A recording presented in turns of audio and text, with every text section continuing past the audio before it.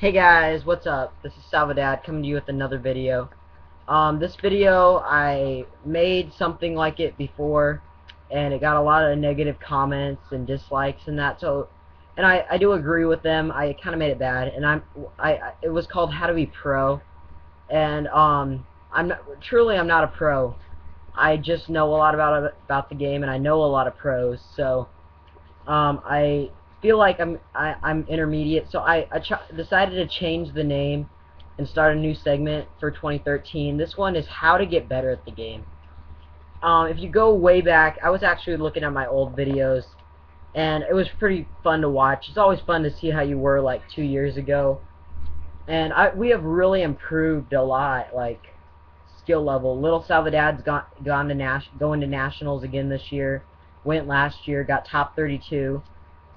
Yeah, and it's just kind of cool. So, and card-wise too, like we've got a lot more cards than we did 2 years ago, and a lot of the good ones too. So, I mean, and we've done a lot of things that like we didn't do like 2 years ago. Like we've got mats, we've got trade books. So I'm just gonna explain some little tips on how to get better at the game. So if you're one of those people that are just starting out and want to get up there, here's some tips for you. One major tip is for every single player to get a deck box. Deck box, they're like $8. These are the new double deck boxes. They're really nice. Yeah, don't look at that. Yeah, I don't think you can see it, but yeah, they just flip open, have a magnet, have two pouches for you to put your stuff in. Really, really nice, and yeah, just super durable. And that I hate seeing those people that have their decks in rubber bands. Just kills me, because normally there's at least one decent card in there, and it's just getting like destroyed by that rubber band, or putting them in your pocket too. I mean, it's just not good. So that's one tip. Putting your cards in deck boxes will keep them so much nicer and keep their value up if you have a good card. Another tip is to put all your cards in sleeves. Sleeves are like $4 for 60 of them. Ultra Pro is my favorite, honestly. I used to like the Player's Choice sleeves, but they just got too slick for me. I like the backs on the Ultra Pros, so yeah.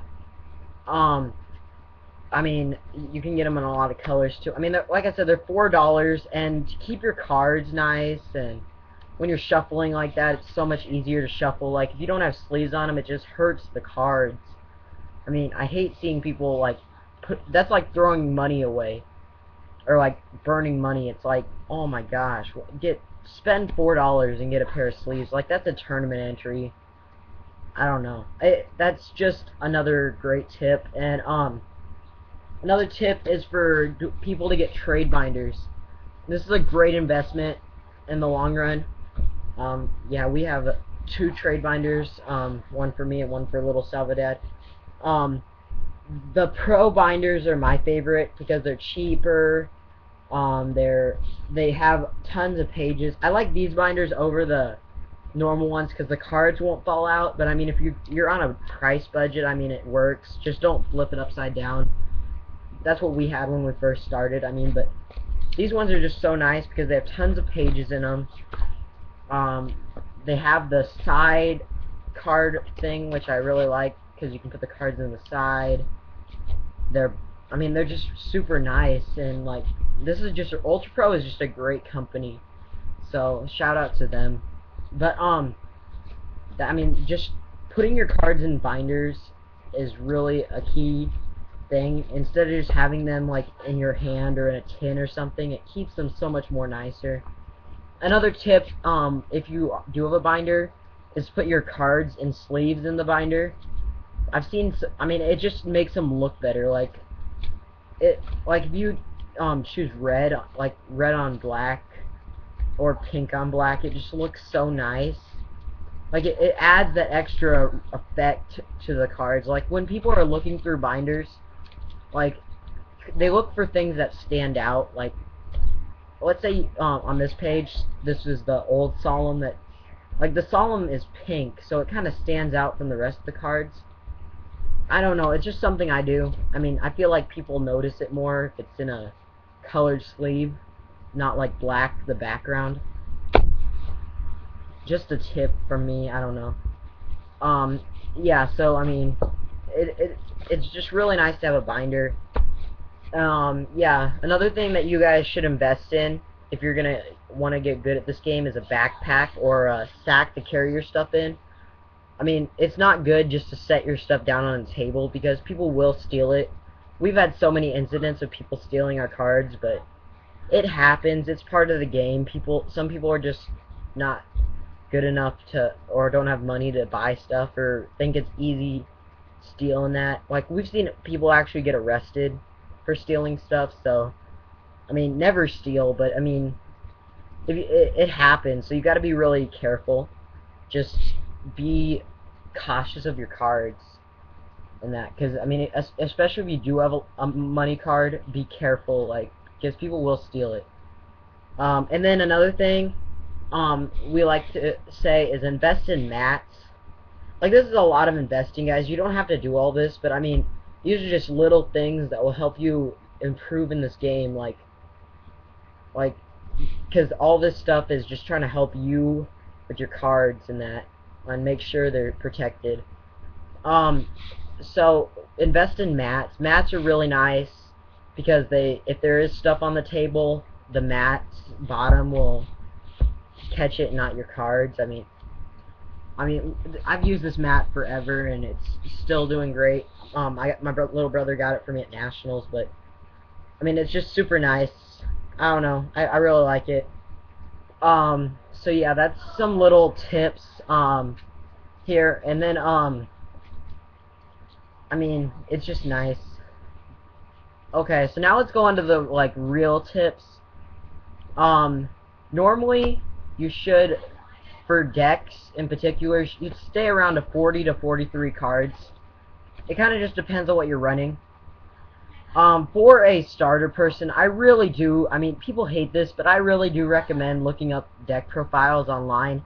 I don't recommend copying every single card that they run, but I mean, most decks are pretty consistent. Like Mermills, I have Merlantians, I'll probably make a deck profile on those. Most people do run just about the same thing in every single one of those, so it's really not net decking. It's more, that's what people call it, but I mean, it's more or less people trying to run a good deck, and this is the most consistent way to run it. So yeah, I mean, I really do recommend for people who are getting new to a deck or something to look at YouTube videos. That's why people make them, so people can look off them and copy them, I guess is what you say, and give feedback. I don't know.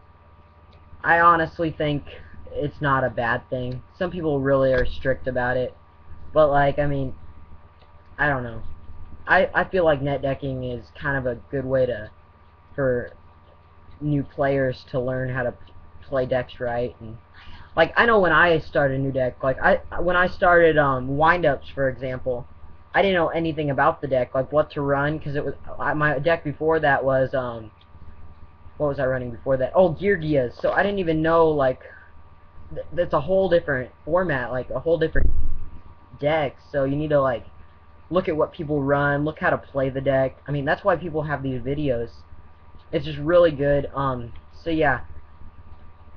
And another good tip for people is, if you have the chance to either buy a pack or a card, I'm just using this sphere because it was the one on top. If you could either buy packs or the card you need, buy the card you need. I know packs are so much more fun to open, but if you don't, most 95% of the time when you buy a pack, you're gonna get a card you don't need, or you're gonna get a rare. I mean, yeah, you could probably, there's that little chance that you're gonna pull the Abyss Megalo and trade it for tons of cards, but I don't know. It's just a tip for with me. If I'm ever gonna go buy something, I'm gonna buy the card I need rather than buying a box or something like that, because there is that small chance that you can pull something good, but there is still that big chance that you won't pull what you need, and you're out basically almost $100. It just kind of depends on where you get your boxes or whatever little packs. You're out $4. I don't know. But another good tip is 20 monsters, and we like 22 spells and traps. That's kind of a thing with the new format, 2022. Or if you're running Merlantians, run 26 and 14 or 26 and 16, whatever. Yeah, so I don't know. I mean, you just kind of gotta look around, and you gotta pick a deck. Like I said, a lot of decks are expensive. This game is not cheap. Let me tell you that right now. I've seen people that actually play and can't afford food, and I'm like, why are you playing Yu-Gi-Oh? Yu-Gi-Oh is not cheap. I mean, if you're borrowing a friend's deck, I understand, but like if you're actually in it on your own, you're not gonna go anywhere. Not even being able to afford stuff. Like, I mean, it does get addicting after a while. I guess you could say people get that Yu-Gi-Oh fever. Sorry this video is so long. I'm just kind of ranting about stuff. But yeah, guys, we'll be doing a couple more of these hopefully. But like this up. Like I said, I'm sorry about the other video. Like I said, I'm not a pro. I'm just trying to help you guys out. So please, no bad comments.